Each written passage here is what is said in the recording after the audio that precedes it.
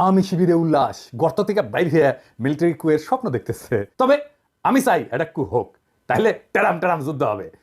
কু হইলে ভালো হবে। আর্মির ইন্ডিয়া প্রভাবিত সেনা অফিসাররা একেবারে জয় বাংলা হয়ে যাবে। শুধু তাই না, বাংলাদেশে ইন্ডিয়ান সব স্ট্যাবলিশমেন্ট জয় বাংলা হয়ে যাবে।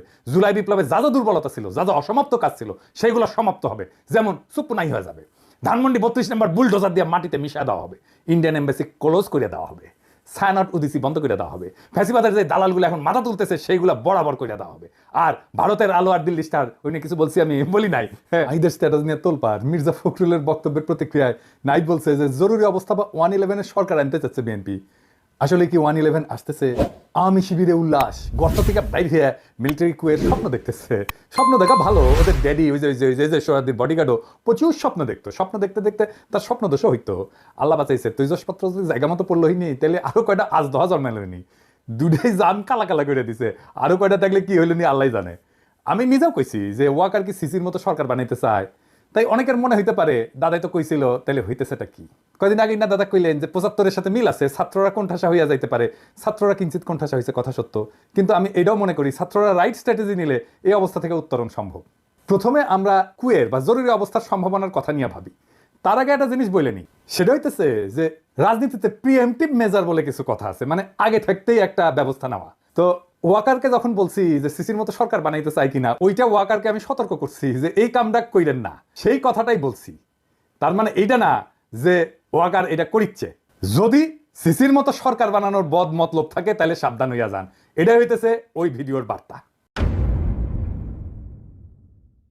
আমি আগেও বলছি, আবারও বলতেছি যে 75-এর সাথে এখনকার কয়েকটা মিলের জায়গা আছে। তবে আর্মিতে একটা বড় তফাৎ আছে, বিশাল বড় তফাৎ 75-এর সাথে। 75-এ আর্মির একটা ছোট অংশ বিপ্লব করছিল।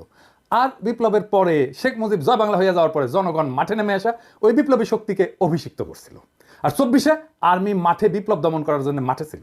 তারা প্রথম দিকে জনতার দিকে গুলিও করছে। আর্মির ড্রোন আকাশে উড়ে গিয়া সেটা দিয়ে গোয়েন্দা তথ্য দিছে যে কোটি কোটি বিক্ষোভকারীরা কুটি থেকে প্রতিরোধ করছে।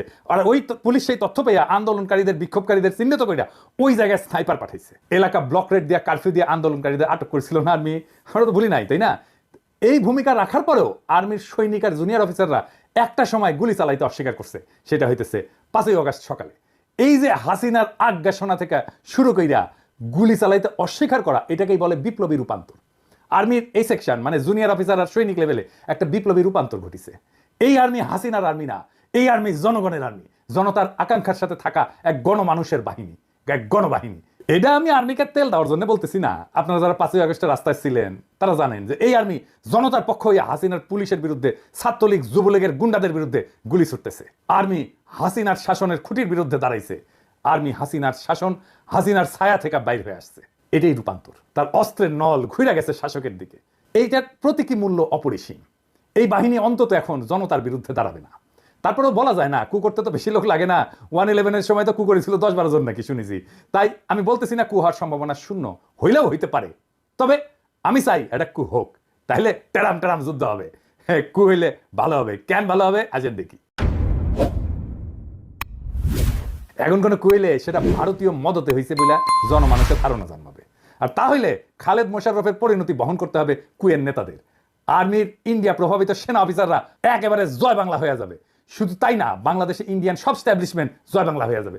জুলাই বিপ্লবে যা যা দুর্বলতা ছিল, যা যা অসমাপ্ত কাজ ছিল, সেইগুলো সমাপ্ত হবে। যেমন সুপুনাই হয়ে যাবে। ধানমন্ডি 32 নম্বর বুলডোজার দিয়ে মাটিতে মিশিয়ে দেওয়া হবে। ইন্ডিয়ান এম্বাসি ক্লোজ করে দেওয়া হবে। সায়ানট উদিসি বন্ধ করে দেওয়া হবে। ফ্যাসিবাদের যে দালালগুলো এখন মাথা তুলতেছে সেইগুলো বরাবর করে দেওয়া হবে। আর ভারতের আলো আর দিল্লি স্টার, ওই নিয়ে কিছু বলছি আমি, বলি নাই। খালেদ মোশাররফের কুদ 3 দিন টিকেছিল। এই কুদ 3 ঘন্টা টিকবে কিনা সন্দেহ আছে। তখন সেনাবাহিনীর মধ্যে লিফলেট ছড়ানো হয়েছিল, ওই যে 75-এ নভেম্বর বিপ্লবের সময়। এখন পিনাকি আর ইলিয়াস ভিডিও বানাবে আর সেনাবাহিনীর জুনিয়র অফিসার আর সৈনিকদের আহ্বান জানাবে। দুই না পাল্টাইছে। বাংলাদেশের মানুষ রক্ত দিয়া বিজয় ছিনায় আনছে। সেই মানুষ ঘরে ফিরে গেছে সত্য, কিন্তু জুলাই বিপ্লবের ক্ষত সারে নাই, বুকের আগুন নেভে নাই। এই অগ্নিগর্ভ অবস্থায় জরুরি অবস্থা বা কু হামদায় দেবে তেল ছাড়া, যেন এরপর কখনোই আর কু অভ্যাসের কথা কারো মাথাতে না আসে। আমাদের কাজ ফ্যাসিবাদের দোসরদের দাবরানির উপরে রাখা। আপনাদের চোখে পড়তেছে না হয়তো, কারণ এই কথাগুলো প্রকাশ্যে বলার বিষয় না, কিন্তু অনেক কাজ পিছনে হইতেছে। এইগুলা বেকুব কর্মীগুলো জানে না।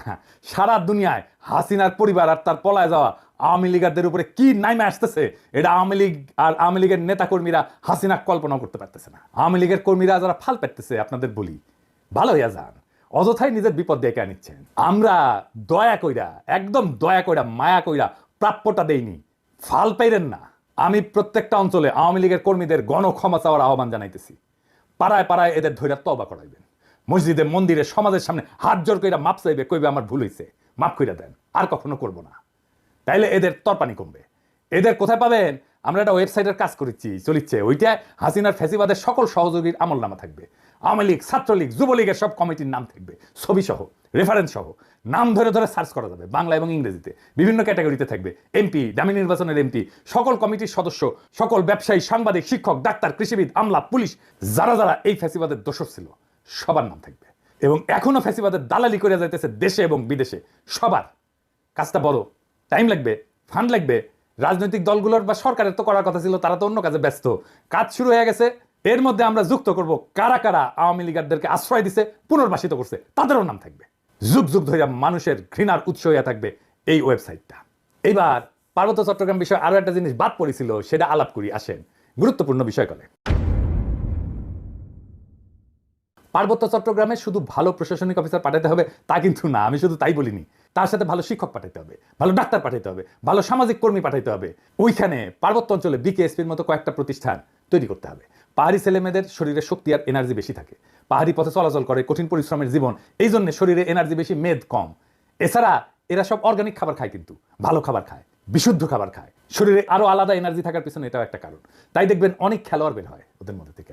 আপনি বিকেএসপি করেন কয়েকটা, আমি বাজি ধরতে রাজি আছি ওদের অনেকেই অলিম্পিকে মেডেল জিতবে 10 বছরের মধ্যে। পাহাড়ি তরুণ যুবকেরা খেলায় যুক্ত হবে ব্যাপকভাবে, উৎসাহ নিয়া। তারা যদি অলিম্পিকে মেডেল জেতে, যাই জিতুক, সোনা রূপা ব্রোঞ্জ, যেটাই জিতুক, সেটাই তো প্রথম হবে বাংলাদেশে, তাই না? ওই পাহাড়ের ছেলে মেয়েকে সমতলের মানুষ মাথায় তুলে নাচবে। আপনার কোনো পরিশ্রম নাই, বুঝানোর দরকার নাই, সেমিনার সিম্পোজিয়াম করে মাথায় টাক ফেলায় দেওয়ার দরকার নাই। খেলাই হয়ে উঠতে পারে পাহাড়ি আর সমতলের ঐক্যের প্রতীক।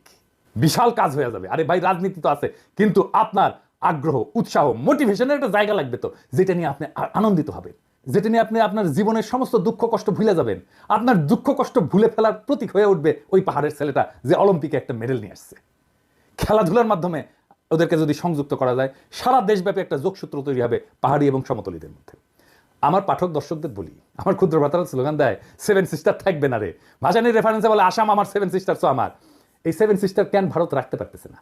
পারতেছে না কারণ এই জাতিগোষ্ঠীর সাথে ন্যায্য আচরণ করতেছে না। এই অঞ্চলে 7 সিস্টার্স, রাখাইন আর আমাদের পার্বত্য চট্টগ্রাম মিলা যে জনজাতি উত্থিত হবে, বাংলাদেশকে যদি তার নেতা হয়ে উঠতে হয়, তাহলে আমাদের পার্বত্য চট্টগ্রামের পরীক্ষায় উত্তীর্ণ হতে হবে।